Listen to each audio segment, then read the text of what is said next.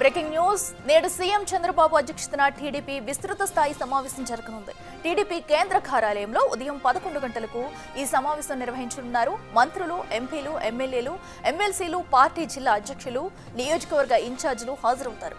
కూటమి ప్రభుత్వం ఏడాది పూర్తి చేసుకున్న సందర్భంగా నేతలకు సీఎం చంద్రబాబు దిశానిర్దేశం చేయనున్నారు.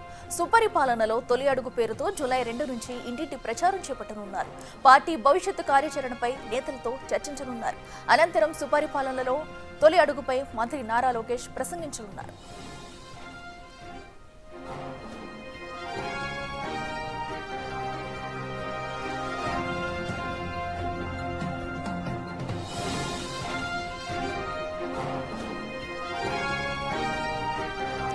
ఇదే అంశానికి సంబంధించి మరింత సమాచారం మా ప్రతినిధి సాయి శంకర్ లైవ్ లో అందిస్తారు. సాయి శంకర్, చెప్పండి, అటు ఈ రోజు అయితే టీడీపీ విస్తృత స్థాయి సమావేశంలో ఎలాంటి అంశాలు చర్చించనున్నారు?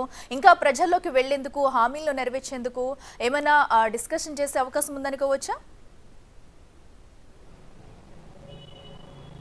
ఈరోజు ప్రధానంగా టీడీపీకి సంబంధించినటువంటి ఎమ్మెల్యేలు, ఎంపీలకి సంబంధించినటువంటి సమావేశం జరగనుంది. గత సమావేశంలో ఏవైతే ఎమ్మెల్యేలకు సంబంధించినటువంటి పనితీరులు కూడా కొంతమంది పనితీరు మార్చుకోవాలనే విధంగా కూడా సీఎం చంద్రబాబు సూచనలు చేయడం జరిగింది. అయితే వారికి సంబంధించినటువంటి అంశంలో ఎలాంటి పరిస్థితులు ఉన్నాయి, మొత్తం టీడీపీ ఎమ్మెల్యేలకు సంబంధించినటువంటి అంశాలు అంటే నియోజకవర్గాల వారీగా కూడా వివరించనున్నారు. క్లియర్గా చెప్పాలంటే, ఒక రకంగా చెప్పాలంటే 1 ఇయర్ గ్రాఫ్కి సంబంధించినటువంటి అంశాలు కూడా ఈరోజు చర్చకు వచ్చేటటువంటి అవకాశాలు కనిపిస్తున్నాయి. ఏ నియోజకవర్గంలో ఎలాంటి పరిస్థితులు ఉన్నాయి, రానున్న రోజుల్లో ఎలాంటి అంశాలను ముందుకు తీసుకువెళ్లాల్సినటువంటి పరిస్థితులు ఉంటాయనే దానికి సంబంధించి సీఎం చంద్రబాబు అధ్యక్షతన ఎమ్మెల్యేలు, ఎంపీలు, ఎమ్మెల్సీలు వీళ్ళందరికీ సంబంధించి నియోజకవర్గ ఇన్ఛార్జీలు ఎవరైతే ఉన్నారో వీళ్ళందరూ కూడా ఈరోజు హాజరు కానున్నటువంటి నేపథ్యంలో వాళ్ళందరితో కూడా సీఎం చంద్రబాబు మాట్లాడనున్నారు. అయితే ప్రధానంగా కూడా సుపరిపాలనకు సంబంధించినటువంటి సుపరిపాలనలో తొలి అడుగు అనేటటువంటి కార్యక్రమం జూలై 2 నుంచి కూడా ప్రతిష్టాత్మకంగా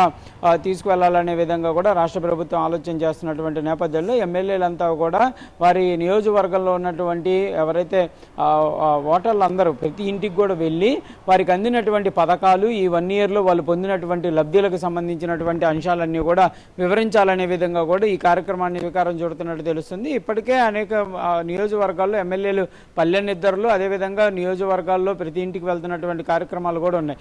అయితే ఇది మాత్రం ప్రతిష్టాత్మకంగా జూలై 2 నుంచి అన్ని నియోజకవర్గాల్లో కూడా తీసుకోవాలనే విధంగా కూడా ఒక ఇనీషియల్ ప్రోగ్రాంలో తీసుకుంటున్నారు. దీనికి సంబంధించినటువంటి అంశాలు ఏ విధంగా మాట్లాడాలి, ఓటర్లకు సంబంధించినటువంటి అంశాలు ఏ విధంగా వాళ్ళ అంటే ఇంట్లో గత ప్రభుత్వంలో కానీ ఉన్నటువంటి అంశాలకి ఈ ప్రభుత్వంలో వచ్చినటువంటి అంశాలకి ఎలాంటి లబ్ధీలు ఇవ్వటం జరిగింది, కుటుంబానికి ఎంతవరకు లబ్ధి చేకూర్చడం జరిగింది అనే దానిపైన కూడా ప్రతి ఒక్కళ్ళు కూడా వివరించాలనే విధంగా కూడా దిశానిర్దేశం చేయనున్నారు. దాంతోపాటు ఎమ్మెల్యేల పనితీరు, అదేవిధంగా నియోజకవర్గాల ఇన్ఛార్జీలకు సంబంధించినటువంటి కోఆర్డినేషన్ అంశంపై కూడా చర్చించేటటువంటి అవకాశాలు ఉన్నాయి. ఎందుకంటే కొన్ని నియోజకవర్గాల్లో ఎమ్మెల్యేలకి స్థానికంగా ఉన్నటువంటి నాయకుల మధ్య కొంత విభేదాలు నడుస్తున్నటువంటి నేపథ్యంలో అలాంటివన్నిటి కూడా ఈ సమావేశంలో కూడా క్లియర్ చేసేటటువంటి అవకాశాలు ఉన్నాయి. వాటన్నిటికి సంబంధించినటువంటి దిశానిర్దేశం కూడా సీఎం చంద్రబాబు చేయనున్నారు. సీఎం చంద్రబాబు ప్రసంగం తర్వాత నారా లోకేష్ కూడా ఈ సుపరిపాలనకు సంబంధించినటువంటి తొలి అడుగు కార్యక్రమానికి సంబంధించినటువంటి అంశంలో రానున్న రోజుల్లో జరిగేటటువంటి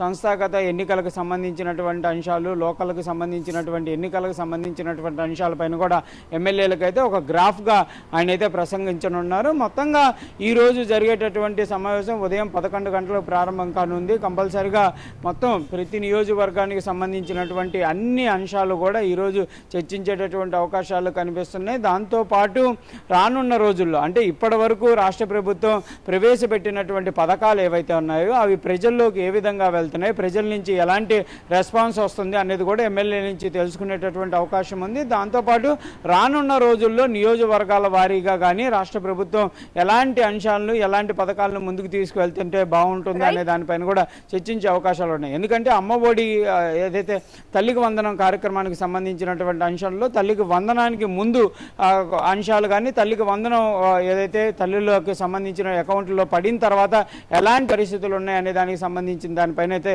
చర్చించే అవకాశం కూడా కనిపిస్తుంది. Right Sai Shankar, thank you.